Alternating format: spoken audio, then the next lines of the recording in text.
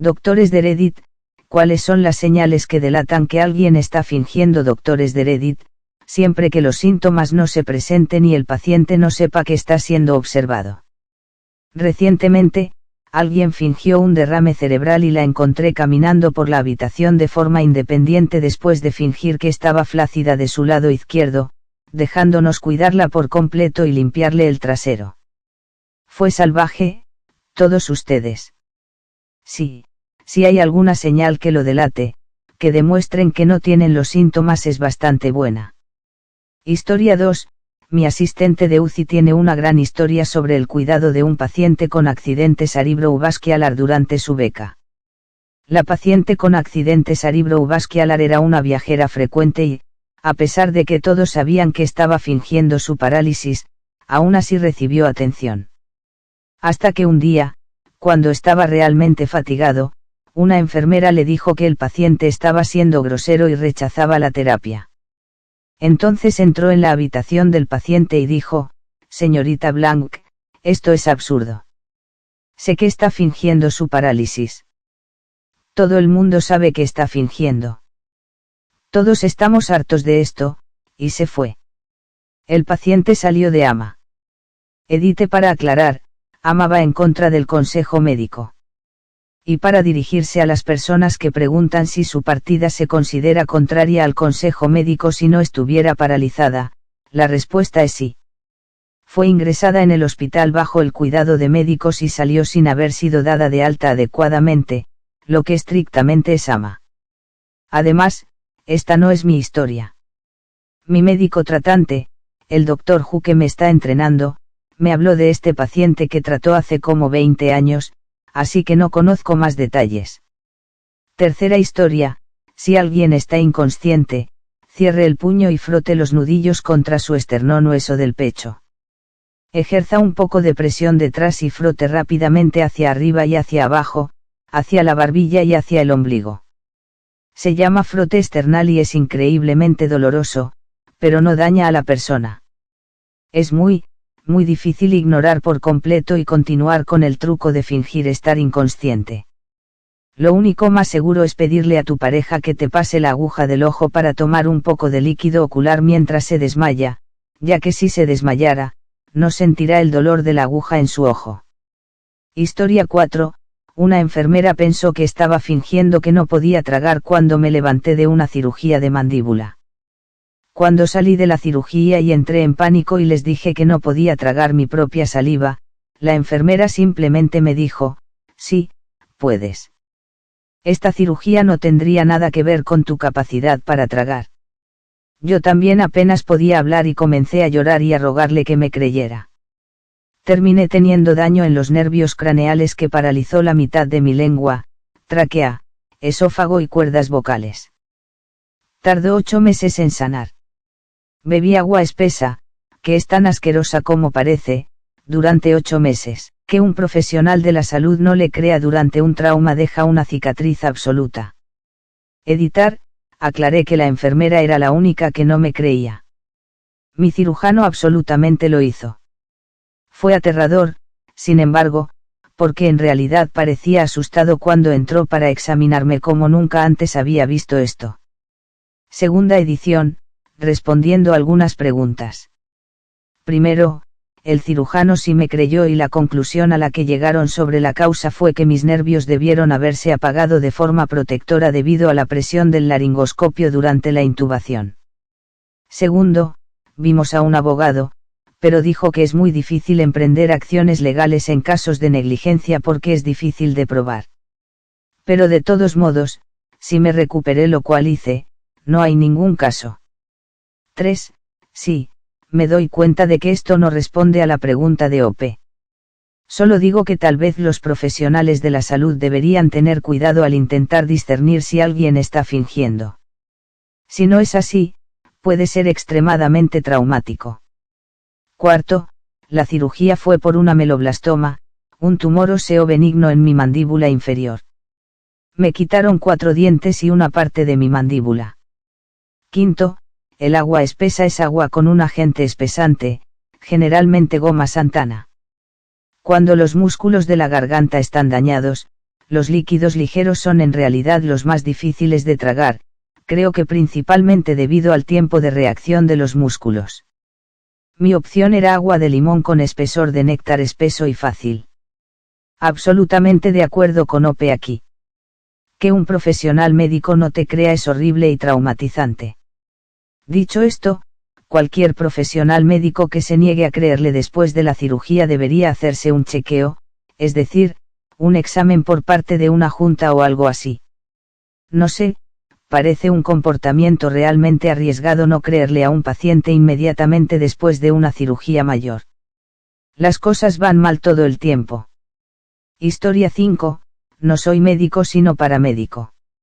Sinceramente, no me importa si estás fingiendo, siempre y cuando sea medio creíble. Todavía lo voy a tratar como el peor de los casos.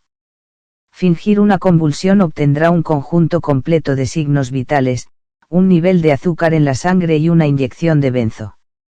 Hay muchos tipos diferentes de convulsiones. Si llama al 911 porque tiene un dolor extremo y quiere que lo lleven en ambulancia, le pondré los medicamentos buenos en su vena. Prefiero darle 100 microgramos de fentanilo a 100 buscadores de drogas que retenerlo para la única persona que realmente lo necesita. Puedo saber si alguien está fingiendo sí, la mayoría de las veces. Pero va en ambos sentidos. Si se esfuerza demasiado, podría asumir que tiene una lesión legítima que pone en peligro su vida y lo sedaré, lo paralizaré y lo intubaré, o le colocaré vías intravenosas en la yugular o la espinilla. Finge si quieres, pero la tracción puede variar. Respeto el enfoque de Ope aquí, creo que es mucho más seguro y respetuoso tratar cada caso como si fuera real, incluso si realmente piensas que son falsos. ¿Qué pasa si te equivocas? ¿Qué pasa si alcanzas ese 1% de posibilidades de equivocarte y alguien muere por tu culpa? No vale la pena nunca. Historia 6, no un médico, sino un terapeuta. Por alguna razón, a los adolescentes les gusta fingir TID, anteriormente trastorno de personalidad múltiple. Es un diagnóstico bastante raro y debatido en nuestro campo. He visto gente fingir imitando cómo se retrata en películas y televisión. Las señales de alerta son que le digan, tengo un trastorno de personalidad múltiple y, por supuesto, que no cumplan con los criterios de diagnóstico reales. Algunas personas sienten que los diagnósticos comunes no son lo suficientemente grandes o especiales para representar con precisión sus luchas, por lo que disfrazan algo peor. Cualquier cosa en la que estés trabajando es muy importante para nosotros. Si siente que tiene que fingir o exagerar sus síntomas ante su terapeuta, considere buscar otro terapeuta. Edito para aclarar mi última oración ya que recibo algunas respuestas agresivas. Si no siente que puede ser auténtico con su terapeuta, continúe buscando hasta que encuentre un terapeuta con el que se sienta cómodo. A veces simplemente no encaja bien. Sucede. No está obligado a seguir viendo a un terapeuta con el que no se siente cómodo. Si siente que necesita fingir o exagerar algo para que un terapeuta lo tome en serio, no es una buena opción. Continúa buscando hasta que encuentres a alguien que te tome en serio. Además, no soy un recurso sólido para obtener información sobre DID. No es un diagnóstico común y mi experiencia al respecto ha sido extremadamente limitada. Cíñete a información revisada por pares y a expertos en el campo para obtener la información más precisa y actualizada. Historia 7, no soy médico, pero una vez una enfermera me dijo algo que se me quedó grabado desde entonces. Tuve un ataque de vesícula biliar cuando era más joven y déjame decirte que ese es uno de los peores dolores que he sentido en mi vida. Estaba doblado, vomitando bilis y sin poder moverme. Mi mamá me llevó a emergencias a la 1 de la madrugada en medio de una tormenta de nieve. Mientras la enfermera hacía mi evaluación inicial, me hizo la pregunta estándar sobre dolor del 1 al 10. Lo pensé por un par de segundos y le dije 8. Duele mucho, mucho. Ella asintió con complicidad y me dijo, entendido. Duele mucho. La mayoría de las personas que me dicen 10 mienten. Nadie siente nunca un 10. En retrospectiva, no estoy seguro de que esa sea la mejor práctica para una enfermera. Aún así, después de ver a pacientes que buscaban drogas, entiendo su frustración. Terminaron dándome morfina, lo que bajó bastante ese número. Historia 8, tengo lo contrario. Me salió la espalda, dolor de ciática extremo, como si me cayera un rayo constantemente. No pude moverme durante días. Cuando alguien me encontró 3 días después, llamaron al 911 solo para que el médico me dijera que estaba fingiendo tomar analgésicos mientras lloraba de dolor. Le pregunté por qué me acostaba sobre un montón de mi propia orina y caca durante 3 días para tomar un poco de Vicodin cuando literalmente soy dueño de un bar. Malditamente loco. Historia 9. Soy enfermera en un piso que trata a muchos pacientes con dolor crónico y agudo. El caso más reciente fue el de esta señora de hace unas semanas que aparentemente estaba partiendo la oxicodona que le estábamos dando por la mitad en su boca, y luego, cuando la enfermera estaba de espaldas, la metía en un frasco de pastillas. Una enfermera nocturna la sorprendió en el acto y hubo que registrar todas sus cosas. Encontramos 20 medias tabletas de oxicodona que había estado escondiendo. Nos dijo que los estaba guardando para su familia en caso de que los necesitaran porque hoy en día es muy difícil conseguir una receta de oxicodona. La tuve unos días después y tenía un poco de dolor abdominal. Una radiografía estadística mostró solo gas, realmente necesitaba tirarse un pedo, pero estaba gritando, afirmando que era un 10 y haciendo una gran escena. Exigió Dilaudid a través de su vía intravenosa y quería que se lo inyectaran rápido. Enorme bandera roja ahí mismo.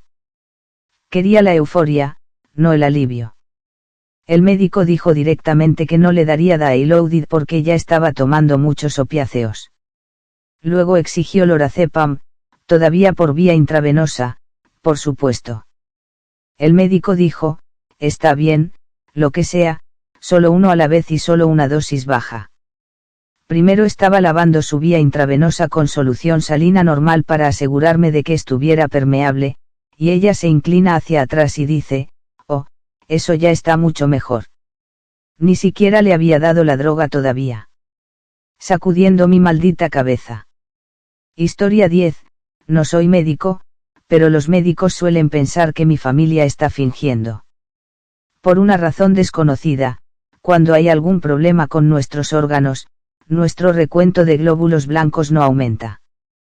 Mi hermana menor contrajo apendicitis cuando era adolescente y lloraba de dolor, pero los análisis de sangre mostraron que no pasaba nada. Si no hubiera sido por otras pruebas y la insistencia de mi papá en hacérselas, es posible que no hubiera sido tratada a tiempo. Entonces la abrieron y se sorprendieron, un apéndice enorme que estaba a punto de estallar. Mi papá insistió por una operación que le acababan de hacer para extirparle la vesícula. Tenía tanto dolor que vomitaba y apenas podía caminar. Se había ido acumulando durante un tiempo y estaba bastante seguro de lo que era. Fue al médico, pero los análisis de sangre mostraron que su recuento de leucocitos era normal. Mi papá tuvo que gritar de agonía en su mesa durante mucho tiempo antes de que finalmente cedieran y lo llevaran a cirugía. Entran y ven una vesícula biliar de aspecto perfectamente sano. Lo sacan, lo abren y se derrama arena. Arena seca. Más tarde supimos que había dejado de funcionar por completo y estaba totalmente lleno de cadenas de proteínas. Fue eliminado antes de que comenzara a dejar sin vida a mi padre en serio. Entonces sí, la gente finge. La gente miente. Pero vuelve a comprobarlo por si acaso. Historia 11, mi hermana es audióloga pediátrica y esta es mi historia favorita de ella. Aparentemente, en algún momento de la escuela primaria, generalmente en los primeros grados, a muchos niños les gusta fingir una pérdida auditiva. Como, no solo, oh, no puedo oír a la maestra, quiero conseguir audífonos, etc. De todos modos, ella me explicó que, según la forma en que toca los tonos, generalmente puedes saber si alguien es fingir, especialmente cuando fingen que no pueden oír nada. Pero obviamente no es 100%, porque los patrones de pérdida auditiva pueden ser realmente extraños. Sin embargo, ha sorprendido a varios niños simplemente diciendo, está bien, voy a tocar un número aleatorio de tonos y sonarán en ambos oídos. Quiero que digas sí si lo escuchas y no si lo escuchas. No. Bueno, eso me habría atrapado. Me tomó varios segundos procesar por qué funcionaría. Supongo que no estoy hecho para fingir este tipo de cosas. Historia 12, obligatorio, no soy médico, pero recibí una llamada de la enfermera de la escuela de mi hijo cuando él estaba en segundo grado, y la conversación fue así, enfermera sonando optimista y alegre, su hijo quiere contarle su terrible noticias. Hijo, hola mamá. Me corté el dedo. Yo, ¿dónde está tu dedo ahora, hijo? Me lo volví a poner. Yo, puedo hablar con la enfermera. Enfermera vuelve a hablar por teléfono y dice, sonando seria, suena serio, ¿verdad? Yo, tiene un maestro sustituto hoy. Enfermera, sí. Yo, le dije a la enfermera que le avisara que lo llevaré al hospital para que le pongan una inyección en el dedo. Hijo, creo que está bien. Lo pegué muy bien. Enfermera, lo mantuvo un rato en la oficina para hablar sobre los cambios aterradores en el salón de clases. Oh, este pobre niño. En realidad suena muy lindo. Esta es una excusa realmente linda. No lo sé, pero por alguna razón, el cerebro humano está simplemente conectado. Cuando los niños hacen algo realmente estúpido, lo percibimos como lindo. Así que es posible que la biología me engañe. Historia 13, no sé por qué alguien querría fingir algo médico, en particular la inconsciencia. Recientemente tuve una fractura compuesta, llamé al 911 y me pusieron en espera. Cosas divertidas, pero logré comunicarme y les pedí que enviaran ayuda. El operador fue un tipo rudo y siguió haciéndome preguntas para mantenerme consciente. Los empleados de la ambulancia salieron casualmente de la ambulancia, se acercaron a mí y luego vieron el hueso que sobresalía de mi cuerpo y dijeron, y cito, oh, en realidad estás herido. Sí, pensaste que llamé al 911 porque derramé limonada. Entonces se me ocurrió que la mayoría de sus llamadas debían ser una mierda, pero para causarme aún más confusión, recibí una factura de cerca de 2,000 por el privilegio de recibir ayuda real y el traslado al hospital. La ridícula factura no es culpa del SME. Aprecio mucho su existencia y no reciben suficiente crédito. Pero la mejor parte de recibir esa factura, el viaje en ambulancia, fue de aproximadamente 1,850. El fentanilo que me dieron fue de 215. Historia 14, una vez fui a urgencias con un intenso dolor en el pecho. El joven médico nuevo que visité primero escuchó mi pecho e inmediatamente concluyó que tenía pericarditis. Pero el médico supervisor decidió que por alguna razón estaba fingiendo drogas. A la mañana siguiente, me desperté con un psicólogo en mi habitación preguntándome todo tipo de cosas al azar cuando un enfermero me interrumpió porque el tipo de ultrasonido estaba allí y quería verme a primera hora. Creo que después de hablar con el primer médico que vi, resultó que tenía pericarditis y miocarditis. Y el tipo me sacó él mismo y les dijo que ordenaran una ambulancia para llevarme a un hospital con una clínica cardíaca. Probablemente estoy diciendo mal muchas cosas de este tema médico.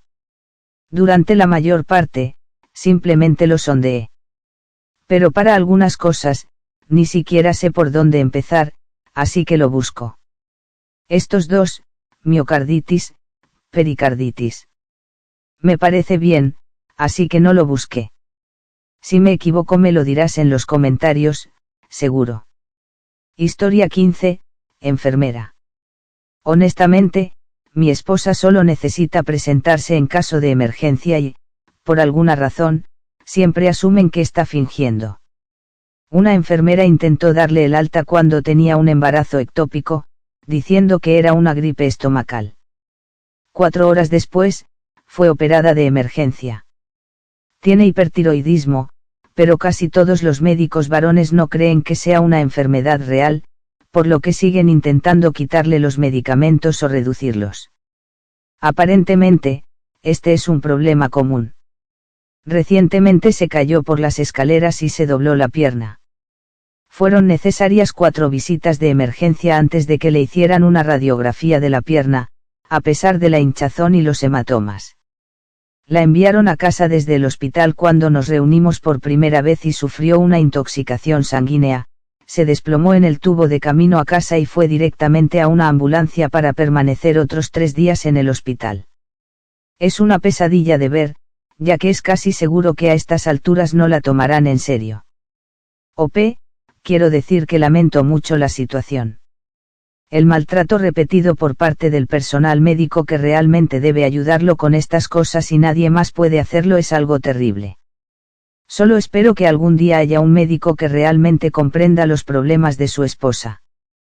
Historia 16, no soy médico ni enfermera, pero como paciente, es realmente un desastre cuando piensan que estás fingiendo. Tuve un año extremadamente malo el año pasado, en la sala de emergencias y casi a diario perdía el conocimiento, no podía retener la comida o algunos días tomaba agua. Un día me desplomé teniendo unos dolores de estómago horribles.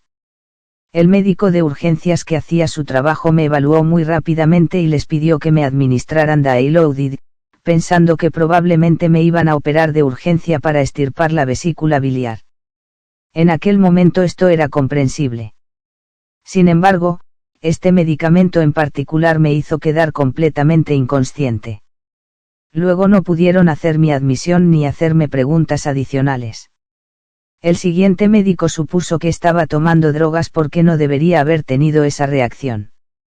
Me hizo todo tipo de exámenes de drogas y, por supuesto, todos dieron negativos. Luego tuvieron que darme Narcan 2 veces para traerme de regreso, ya que estuve fuera mucho más tiempo del que debería haber estado. Estoy mucho mejor ahora, pero esa fue una experiencia absolutamente horrible. No lo recuerdo todo, pero sí recuerdo a mi hermana, que estaba allí conmigo, llorando por cómo me trataron. Ella misma es una profesional médica y no podía creer lo que estaba sucediendo en su propio hospital. El médico que pensaba que me drogaba ya no trabaja allí. Historia 17, cuando estaba haciendo mis clínicas de EMT, tenía 17 años y todavía estaba en la escuela secundaria. Tuvimos un tipo que llamó al 911 informando de un dolor de espalda paralizante. Cuando llegamos allí, fue inmediatamente obvio que estaba fingiendo una lesión en la espalda. Le hicimos una evaluación y le dimos algunos analgésicos de venta libre, pero pidió que lo llevaran al hospital. Durante todo el camino, rogó por algo más fuerte para aliviar su dolor. Después de un rato, el médico dijo, «Está bien, señor, desafortunadamente no llevamos morfina en el autobús, pero le daré una alternativa que usamos a veces. Se llama solución salina normal». Le puso una vía intravenosa y, a los pocos minutos, el hombre estaba totalmente bien y le dijo al médico que todo era bueno y que se sentía mucho mejor. Más tarde volví y le pregunté al médico qué le había dado al paciente. Nunca había escuchado de esto antes. Él se rió y dijo, «Buena solución salina normal». Solución salina normal. Solo solución salina. Historia 18, no soy médico, pero pensé que este es un buen lugar para la época en que me acusaron de fingir un brazo roto. Tenía entre 4 y 7 años. Está borroso, así que no recuerdo exactamente cuándo. Me había caído de una cama a una mesa de noche en el ángulo justo para arruinarme el brazo. Gritaba y gritaba cada vez que intentaba presionarlo o levantarlo. Lo que sea. Mis padres me llevan a un hospital y me hacen una radiografía. El doctor me pregunta cuánto me duele. Bueno, por supuesto, el resto de la noche estuve sometido al dolor infantil más intenso que jamás haya tenido, y actualmente, no estaba poniendo ninguna presión sobre ello, así que en ese momento exacto en una escala de dolor, lo había calificado. Un 2. La lesión real fue de 10, y probarla definitivamente fue una puntuación alta en la escala. Debido a mi bajo índice de dolor, el médico les dijo a mis padres que estaba fingiendo y procedió a facturarnos una cantidad obscena. Recibimos una llamada 3 días después. Fíjate, me enviaron a casa sin analgésicos, sin yeso, nada, diciendo que alguien miró mi radiografía y notó que tenía una fractura bastante grande en el codo. Dijo que tenía que venir y hacerme un yeso y más radiografías. Todavía estoy enojado con ese médico hasta el día de hoy porque me hizo sentir como un mentiroso ante mis padres, me hizo sentir como si estuviera siendo un bebé llorón y luego me hizo tener una fractura en el brazo sin tratar durante 3 días. Me siento como, porque un niño fingiría y luego diría 2 en la escala de dolor, esa lógica simplemente ni siquiera se sigue. Además, para que una caída de la cama arruinara así a un niño, ese debe haber sido un ángulo bastante malo. Siento que los niños son mucho más resistentes a este tipo de cosas. Juro que algunos niños simplemente están hechos de goma, pueden rebotar en cualquier cosa. Mi yo estúpido cuando era niño, ni siquiera tan joven, demasiado mayor para hacer esto, como 9 años o algo así, saltó a la bañera mientras me duchaba a propósito, me estrelló la espalda contra un pequeño jabonero que teníamos en la bañera y yo todavía estaba caminando. Los niños son invencibles a veces, y otras no, supongo. Historia 19. Mi esposa es enfermera y solía trabajar en una unidad para adultos. Ahora trabaja en una UCI. Ella dijo que solía haber buscadores de drogas que venían diciendo que tenían el peor dolor que jamás habían sentido y que necesitaban medicamentos para ello, y a menudo pedían un medicamento específico. Después de salir de la habitación para hablar con el médico y obtener o denegar la receta adecuada, al regresar a la habitación para darles los medicamentos a los pacientes, a menudo encontraba al paciente durmiendo profundamente en su cama. Alguien que 15 minutos antes tenía 10 de cada 10 dolores, ahora simplemente está tomando una siesta. Muchos médicos le dirían que simplemente derramara los medicamentos y le diera al paciente un poco de solución salina y luego los enviara a su camino. La epidemia de opiáceos afectó bastante duramente a nuestra parte de Estados Unidos. Historia 20. Trabajé para una línea telefónica de salud mental fuera del horario laboral. Recibimos llamadas de personas solitarias que querían hablar, hasta agentes de policía que pedían que un consejero los acompañara para darles noticias terribles después de un accidente automovilístico. Una noche contesté el teléfono y fue una mujer la que dijo esto: acabo de tragar 8 Tylenol Extra Strength y 3 hojas de afeitar. ¿Qué vas a hacer al respecto? Como si estuviera hablando del clima. Pensé que estaba siendo demasiado práctica para decir la verdad del todo, pero tal vez fue su determinación. No importó. Acabo de transferirla a movilización de crisis. No era mi trabajo juzgar. No es tu trabajo juzgar. OP tiene toda la razón. Orgulloso de ti por cómo manejaste esto. Horrorizado por la mujer. Incluso si no es cierto, es horrible mentir sobre eso solo para que ese pensamiento se le cruce por la cabeza. Espero que ahora esté mucho mejor, o al menos algo mejor, de verdad. Y también, felicitaciones a usted, OP, por ser un operador de línea telefónica fuera de horario de salud mental, trabajador, lo que sea. Ese tipo de trabajo puede ser muy agotador emocional y mentalmente y, en mi opinión, es importante que haya gente que lo haga también. Así que me quito el sombrero ante ti. De todos modos, esas son todas las historias que tenemos para hoy, así que espero que las hayas disfrutado, y también espero que tengas un maravilloso día o noche, estés donde estés. Nos vemos en la próxima.